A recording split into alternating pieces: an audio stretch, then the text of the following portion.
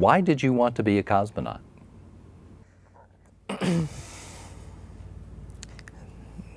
Наверное, да, как-то раньше не задумывался об этом. Actually, it's true. I haven't thought about it. Ну, в частности, когда был еще ребенком, потом взрослел, When I was growing up, учился в школе, были разные планы насчет моего будущего. when I was in school, I thought about different types of future, imagined different types of future for myself. Были планы, что My хочу быть father was только in the military, so when I военным, was только very little, офицером. I only wanted to be an Потом планы officer. поменялись. Then my plans changed. И где-то уже в 9 классе, And then probably in the 9th grade, I was about 15 years old, I happened to hear from a classmate that we do have an organization that prepares future cosmonauts. I was interested in what it was. I found it. I went there. I talked to one of the managers, and eventually I was accepted. And so I was very excited about it. I took classes on cosmonautics, on the hardware and technologies that is used in space. Also, just general philosophical issues such as why we're doing this and where we want to go from here. We used underwater equipment to dive. We would jump with a parachute. We did a lot of interesting activities, and we also participated in competitions. Not sure how I can say it. This was the Korolov reading competition where children would prepare projects that they would use to compete. This was done in Moscow, based on the Bauman University, and that's a well-known college in Russia. And so I participated in such a competition, and we brought several projects from our little team, and two of my friends and I created our own project, and it was actually the reuse vehicle, space vehicle. And so that was interesting for me because that was my opportunity to see this college. I walked down the halls, I looked at it, I liked it, and I decided that's where I want to go to college. I realized that it was very difficult to become a cosmonaut. You have a lot of requirements that you have to meet. You may or may not get lucky, but I decided that in any case, if I do get to become a cosmonaut, that's great. If not, then I will still want to work in the space industry. That's it. Tell me a little bit then about your educational and in your professional career. You brought us up to where you attended the Bauman University. Tell me about your studies and how your professional career then led you to becoming a cosmonaut.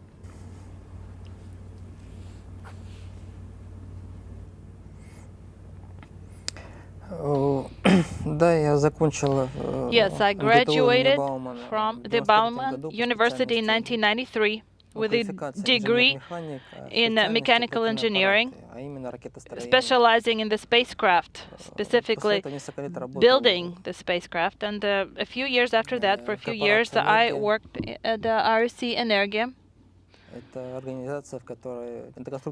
This is the design bureau that developed and still develops satellites and spacecraft, starting back in the beginning of the space era. And they continue working on it presently as well. So I worked several years in the design department, specifically in the department that develops and modifies the cargo vehicles. So after a few years, I decided I want to be a cosmonaut, and I applied. I went to take my medical commission. And I passed, and also my technical preparation, and so I became a candidate cosmonaut. You mentioned a moment ago that you said your father was in the military. Does that mean that you grew up living in many cities around the country? Yeah. Where is it that you consider to be your hometown?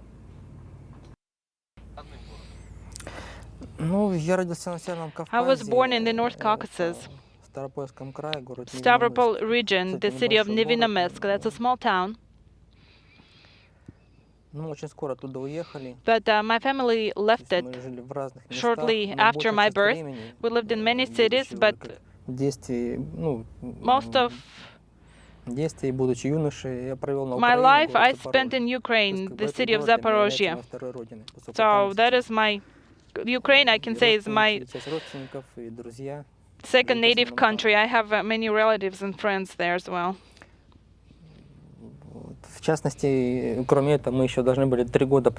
Also, we were supposed to live for 3 years in Kamchatka, the Kamchatka Peninsula, which is the easternmost part of Russia.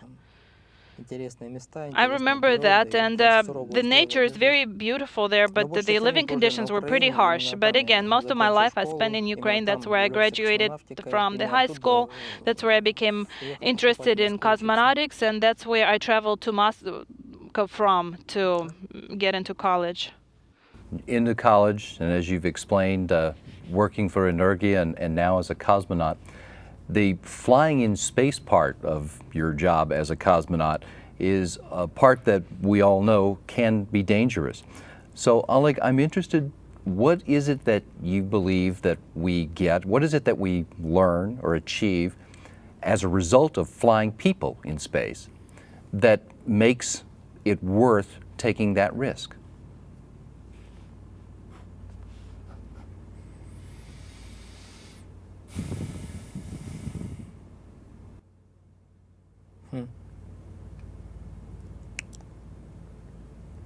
В этом случае могу процитировать, как сказал Константин Циолковский. I could quote Konstantin Tsiolkovsky, who said in the beginning of the last century that humanity will not forever stay on Earth, that we will expand beyond Earth at first and then beyond the solar system.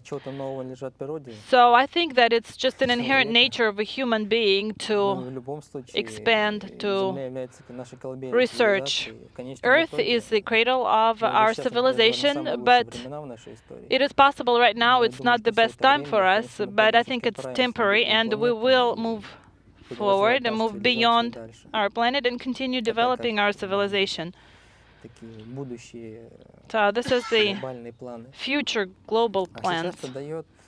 Now for the immediate future, I think it gives us new knowledge in technology and medicine and science. Also new capabilities of learning more about our planet, about the processes that take place in the place where we live, what causes events, what we should do to preserve our planet just as favorable for survival as it is now. You are a member of the International Space Station's Expedition 25 and 26 crews. Could you please summarize for me the goals of your 6-month flight and tell me what your main responsibilities will be during this time?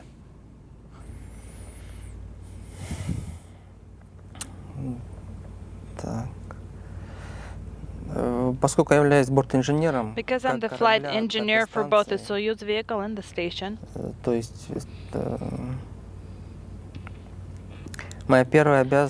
my first and foremost responsibility is the vehicle. To be able to spend 6 months on board of the ISS, you should be able to get to the ISS first. We will be testing the new modification of Soyuz, and that means additional responsibility.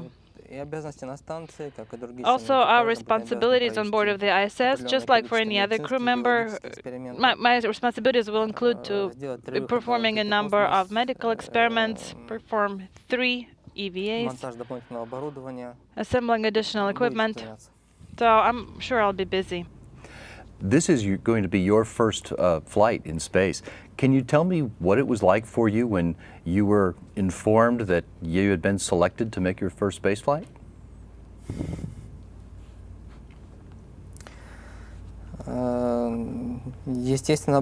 Naturally, I was very happy initially.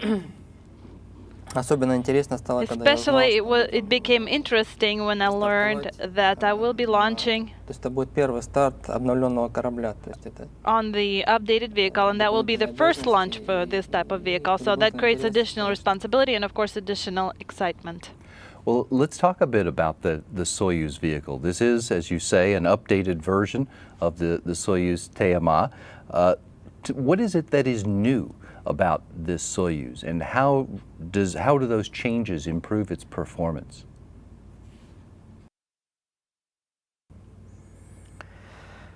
The main modification is that they've installed the new onboard computer. Therefore, we have new software and the new motion control system for the vehicle. So there are more navigational capabilities, more control capabilities. The vehicle will continue supplying data throughout the entire flight. We will know where the vehicle is located, etc. So there are many things that I can tell you, but the main idea here is that the motion control system of the vehicle has been changed. Do these changes make it easier for the crew members to fly, or make it more robust in its performance?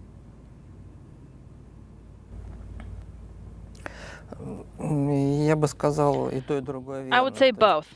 Both is correct. We have a new interface which makes it easier to perform the informational exchange with the computer. We will be receiving more complete information from the computer regarding the onboard systems. And that will make the process of controlling the vehicle and approaching the station more simple for the crew, I hope. Let's talk now about the space station itself. Can you give us a sense of what the space station that you're going to arrive at is like?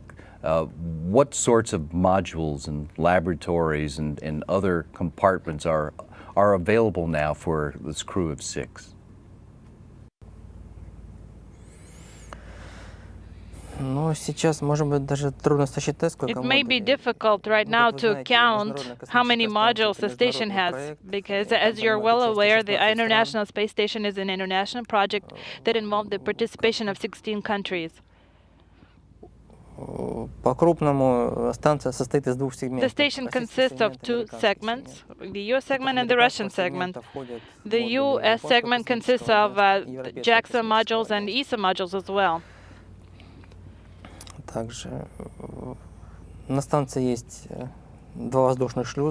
There are 2 airlocks on the station. One is located on the US segment and is capable of supporting US equipment, and then on the Russian segment we have an additional airlock that is capable of supporting Russian spacesuits. We also have several specialized laboratory modules, the Columbus module, the JAXA module, which is the KIBO lab on the US segment, that's also a laboratory module. 2 small research or mini research modules on the Russian segment, the service module, which supports the Russian segment systems and experiments. So there are many capabilities on board of the ISS to perform scientific experiments. Specifically, we are scheduled to perform 3 extravehicular activities from the Russian airlock using Russian spacesuits. And I want to get you to tell me about those in a second. Your description of the station as it exists today is a dramatically different space station than that the Expedition 1 crew encountered when they arrived 10 years ago. And you'll be on board for the 10th anniversary of the arrival of the first crew to the International Space Station. Oleg, in your thinking, what is it that is the best thing that has happened, that is the best achievement of the station partnership during this first 10 years of the International Space Station program?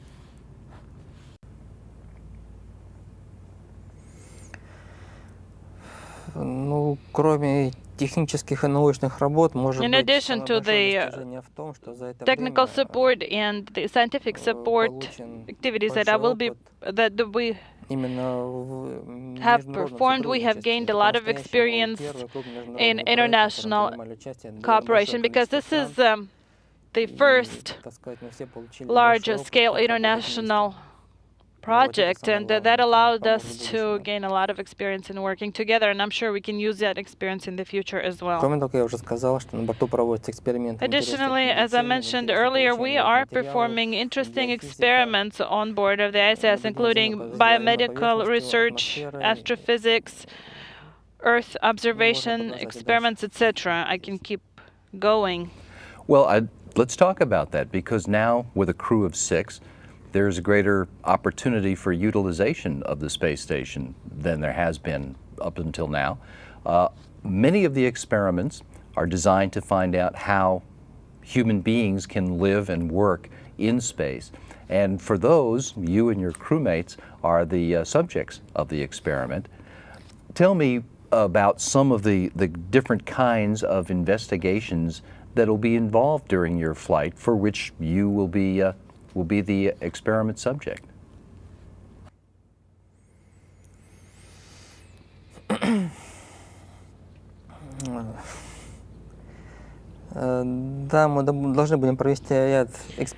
We are scheduled to perform a number of experiments related to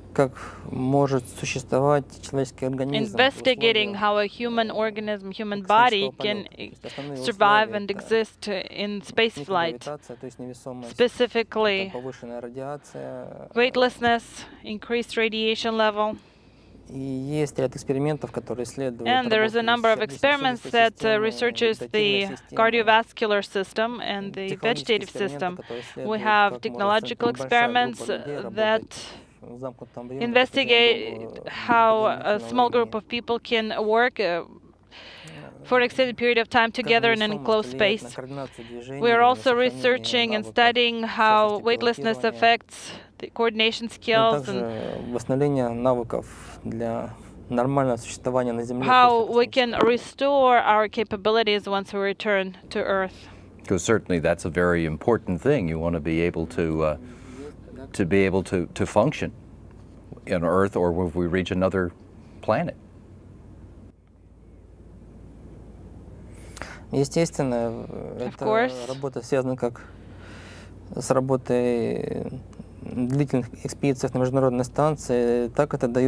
the work that not only researches how we work on board of the ISS for a long time, but also how we can survive the spaceflight to other planets as well. There are a lot of other kinds of laboratory research that for which you and your crewmates will be the operators during your time on orbit. These are in other scientific disciplines.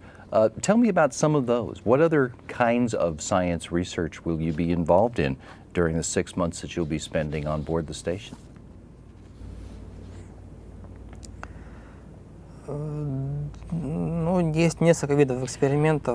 There are several types of experiments. For example, for materials research, growing crystals and new materials with new properties. Also growing protein molecules. Experiments related to geophysics. Researching and observing the Earth, the radiation levels, the earthquakes. We are learning how we can predict earthquakes, the time and location. Also, atmosphere observation. Specifically, we will be developing the special methodology to research the gases being formed in the atmosphere of the station. We are going to study the environment, the ecology, the man-created and natural disasters and their consequences. And again, it's a long list. I can keep going. That science work will, as you say, there's a lot of it, will keep you busy. You also mentioned a couple of minutes ago that the current plan for your mission calls for spacewalks, 3 of them out of the Russian section of the station in the latter part of this year. And you are going to be involved as a spacewalker in those. Tell me about who will be involved in the spacewalks and what work it is that you'll be doing outside.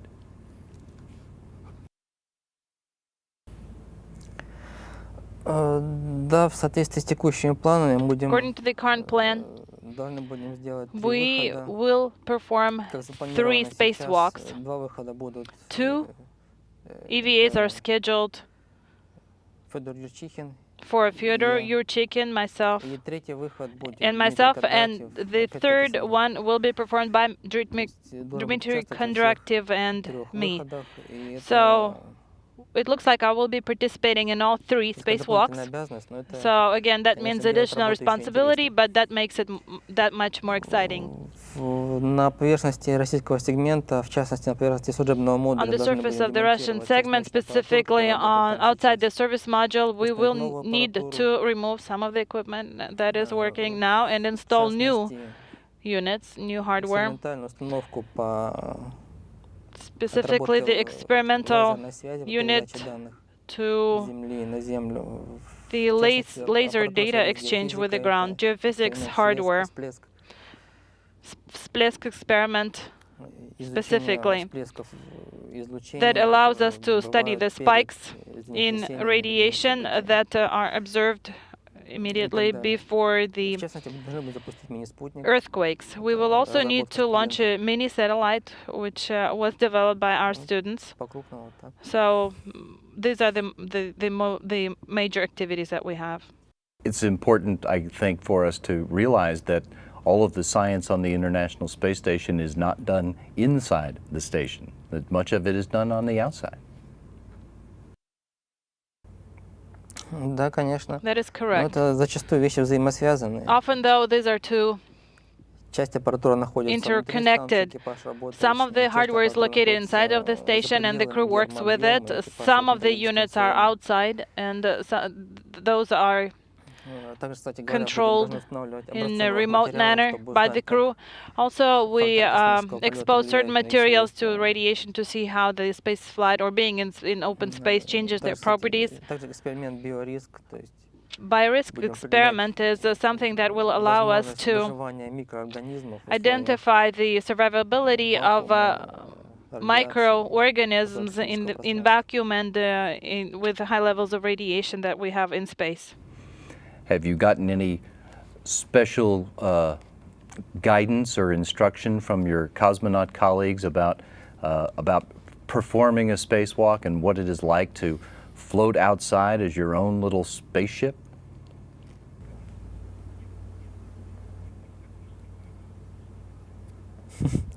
Ну, конечно, у нас были тренировки совместно с Федором Юрчихиным.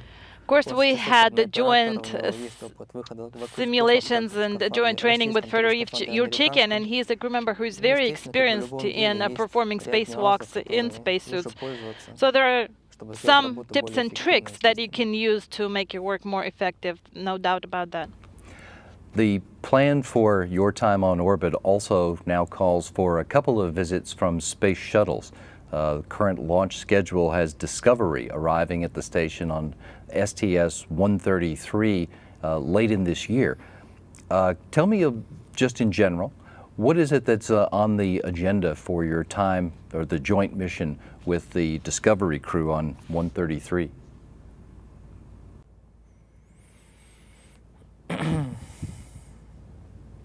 Ну, наверное, этот вопрос лучше задавать нашему командиру.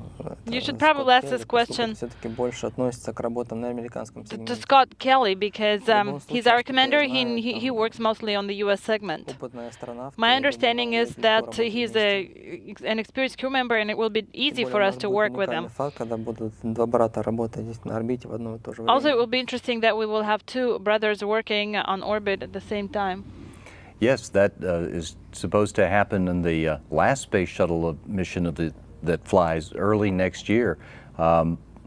STS-134, the last scheduled flight, means that you will be on board to see that historical activity occur. Oleg, what are your thoughts about the space shuttle's place in the history of human spaceflight and its role in building the International Space Station?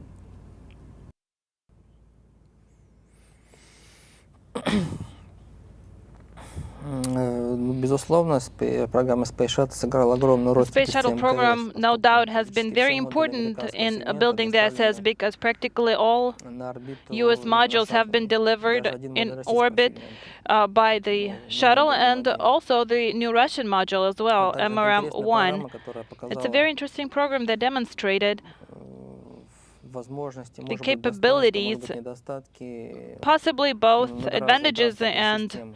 disadvantages of a multi-use Безусловно, программа transportation system. продолжается уже This program 30 лет, has existed да, for 30 лет. almost 30 years. И она сделала много для And развития it космонавтики. has contributed greatly to the development of the space research. Once the space shuttle stops flying, a major source of supplies to the station will end, but there are 3 other proven cargo ships that are supplying the station, and each one of them is scheduled to make a visit during Expedition 26.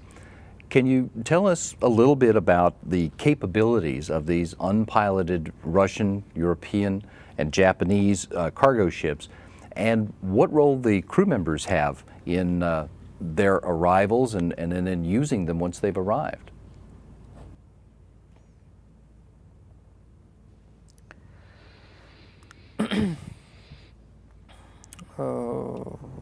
Конечно, HTV — это корабль, который является HTV разработкой is the японского vehicle космического that has агентства. been Здесь, в первую developed by очередь, the Japanese предназначен для Space снабжения Agency, and its primarily японского модуля, насколько я goal знаю. is to Это, наверное, сравнительно новый тип support the корабля, который Japanese называется module. This Free is a new Fly. То есть он type не of стыкуется к vehicle, the станции free напрямую сам по flyer себе. vehicle, which Он means that it подходит к doesn't dock to станции, the station зависает рядом с directly, нее, и там but rather оператор it approaches the station and performs the со station keeping станции close to it, берет and then the operator on board of the робот-манипулятора ISS и uses the стыкует robotic выбранному arm стыковочному узлу. to mate it to the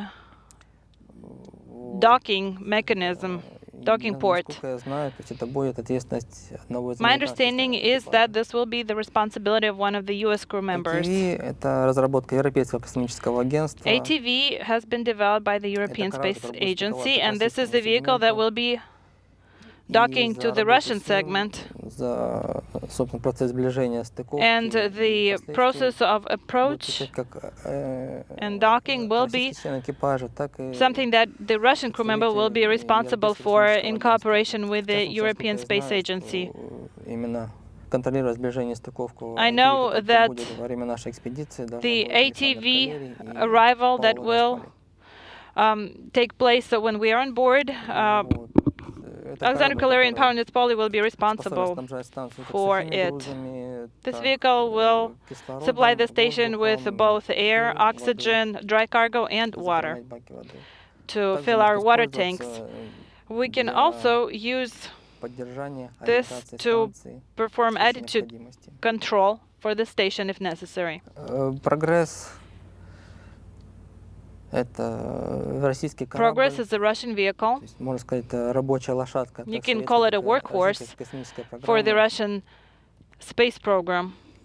Его достоинство в том, что это корабль, Its который great может advantage is that стыковаться it's the vehicle that can dock к любому узлу космической станции, to в любой any ориентации docking port станции. of the station with any station Также, attitude. кроме автоматического сближения, он And может управляться in и addition to the automatic mode, it can also be controlled manually к станции в случае необходимости. by the operator Он также inside of the способен station. снабжать станцию как сухими It can грузами, also supply the station with dry cargo, воздух, вода, air, кислород, water, oxygen, и дозаправлять and refill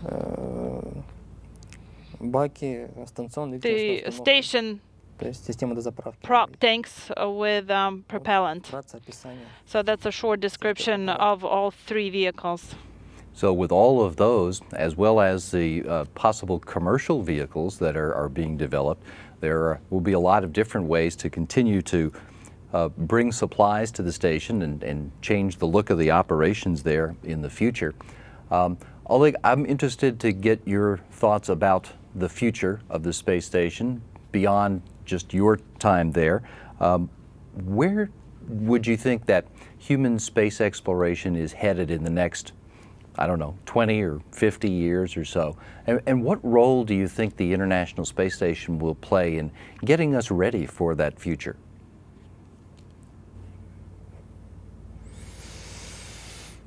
20-50 лет довольно большой срок 20 для or нас. 50 years is a long time for us. Думаю, на протяжении следующих 10 лет I would станция say будет that in the развиваться и next 10 дальше. years, У the нас есть station will ряд continue планов по developing. We have certain оснащению plans станции to новыми исследовательскими модулями. deliver new research modules to the station. Возможно, будут отрабатываться новые типы кораблей. Possibly, we will be testing new types of vehicles. И сейчас есть планы по использованию And МКС как currently, there полигона are для plans to отработки use the технологий ISS для as a полетов на platform новые планеты. to Хотя бы наша prepare Солнечная for система в ближайшем flights to будущем. other planets in the near future.